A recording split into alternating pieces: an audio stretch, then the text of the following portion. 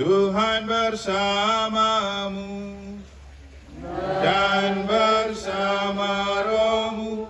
Inilah Injil suci menurut Lukas. Dimuliakanlah Tuhan. Sekali peristiwa setelah Yesus mengusir setan, ada beberapa orang yang berkata, ia mengusir setan dengan kuasa Beelzebul, kepala setan. Ada pula yang mencobai dia dan meminta tanda dari surga.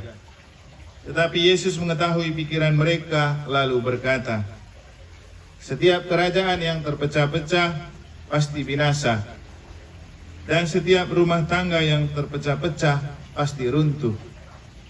Jika iblis juga terbagi-bagi dan melawan dirinya sendiri, bagaimana mungkin kerajaannya dapat bertahan? Sebab kalian berkata bahwa aku mengusir setan dengan kuasa Beelzebul.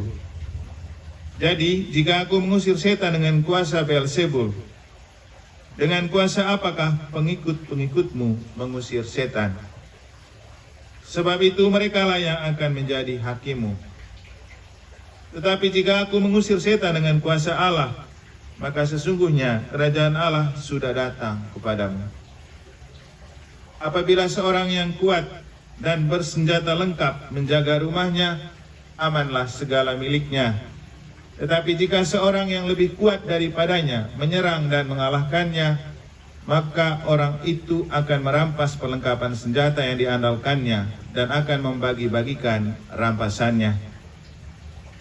Barang siapa tidak bersama aku, ia melawan daku. Dan barang siapa tidak mengumpulkan bersama aku, ia mencerai-beraikan. Apabila roh jahat keluar dari manusia, ia mengembara ke tempat-tempat yang tandus mencari perhentian, dan karena tidak mendapatnya, ia berkata, aku akan kembali ke rumah yang telah kutinggalkan itu. Maka pergilah ia dan mendapati rumah itu bersih, tersapu, dan rapi teratur. Lalu ia keluar dan mengajak 7 roh lain yang lebih jahat daripadanya, dan mereka masuk dan tinggal di situ. Maka akhirnya keadaan orang itu lebih buruk daripada keadaannya semula.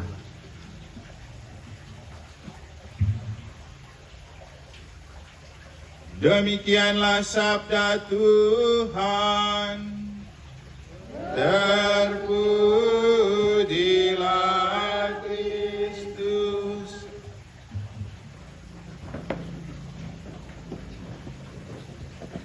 Para suster dan Bapak Ibu saudara-saudari, waktu kami mengadakan perjalanan dari Kupang ke Bani Besak. Bani Besak itu kampungnya Romo Sintus, Romo Agus Bere, Romo Roni Bere, Romo Julius, dan Romo Cece atau Clemens Bere. Jadi mereka berlima ini berasal dari satu kampung di Malaka, namanya Bani Besak. Itu perjalanan ke Bani Besak dari Kupang, kalau mengambil satu jalur pintas itu sekitar 5 jam. Sedangkan kalau melalui Atambua itu sekitar 9 atau 10 jam. Nah, kami berjalan mengambil jalan pintas yang memakan waktu kurang lebih 5 jam. Di pertengahan jalan kami menjumpai sebuah truk yang terjungkal.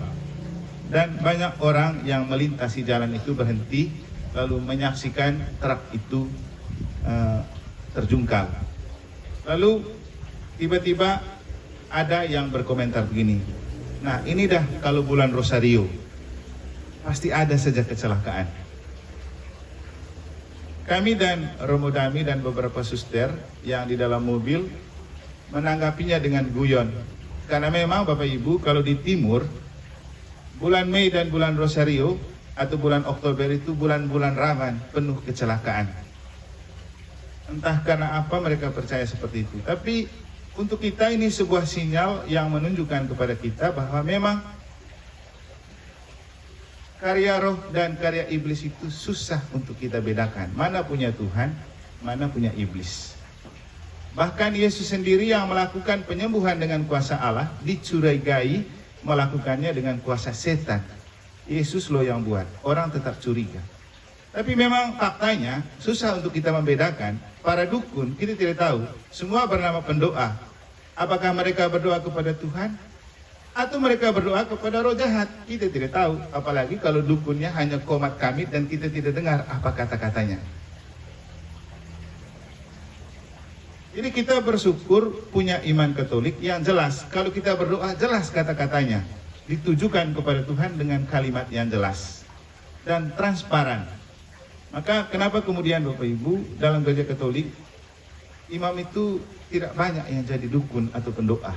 Kalau dia sudah mengarah ke pendoa atau dukun, itu nilai imamatnya berkurang. Kenapa? Banyak imam yang bisa menyembuhkan orang, tapi nanti gara-gara menyembuhkan dia lupa misa karena saking asiknya melayani mereka yang sakit. Ini sudah sebenarnya tidak bagus, karena kekuatan penyembuhan utama untuk seorang imam itu ada dalam misa. Tidak perlu pakai komat kamit, suruh saja datang misa, pasti sembuh. Apalagi kan kita sebelum terima tubuh Kristus, kita berdoa, ya Tuhan saya tidak pantas, Tuhan datang pada saya, tapi bersabdalah saja maka saya akan sembuh. Kan misa itu menyembuhkan, tapi kan tergantung kita percaya atau tidak.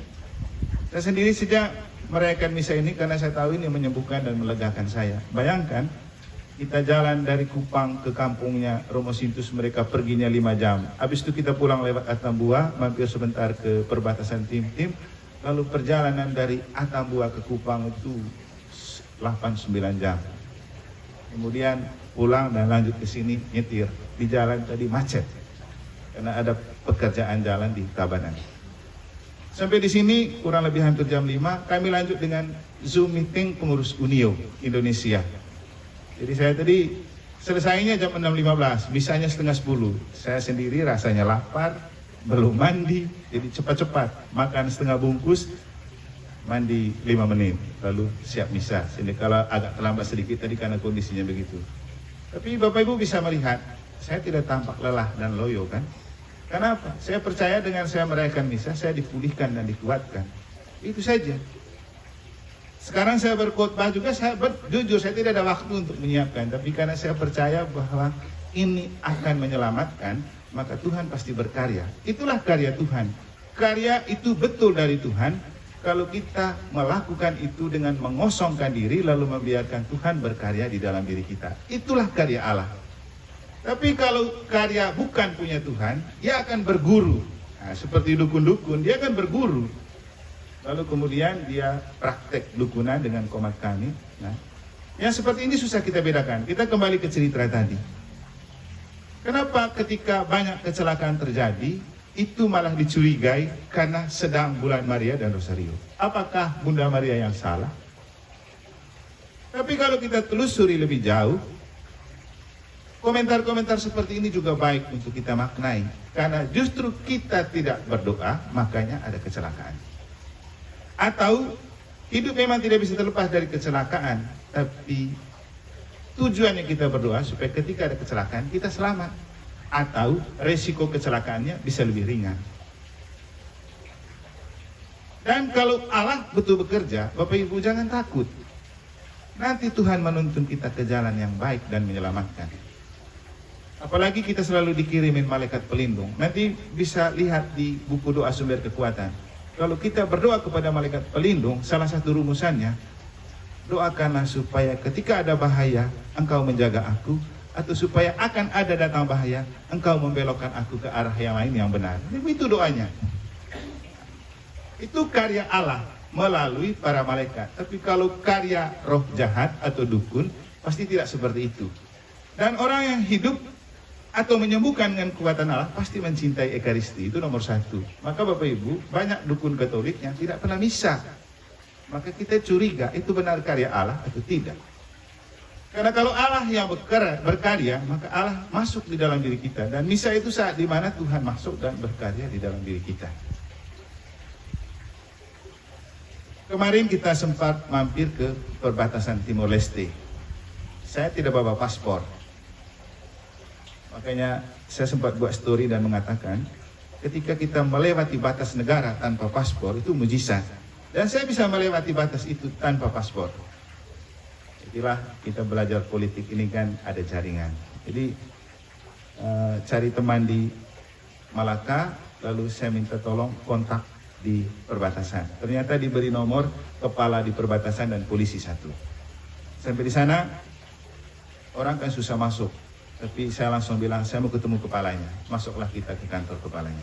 Lalu ngobrol dan kepalanya memberikan kita seorang pengawal untuk mengawal kita nyebrang. Nah, tiba-tiba setelah kita siap menyeberang, datang lagi satu polisi. Polisi itu polisi Indonesia tapi orang Timor Leste. Namanya, saya lupa namanya itu. Dia yang membawa kita dan masuk sampai ke kantor imigrasi atau di penyeberangannya Timor Leste. Dan yang menarik Bapak Ibu, orang Timor Leste sangat menghargai imam. Banyak di perbatasan anak-anak Timor Leste yang kerjanya poter, itu antar barang. Ketika kita masuk, polisinya bilang, ini amo itu artinya pastor. Langsung mereka datang tunduk, cium tangan, jabat tangan. Dan karena amo itulah, saya dan Romo Ivan lolos masuk. Sampai di sana juga kami masuk di duty free, itu tempat jual minuman. Orang kalau beli minuman harus pakai paspor, kami kan tidak bawa paspor. Sudah pinjam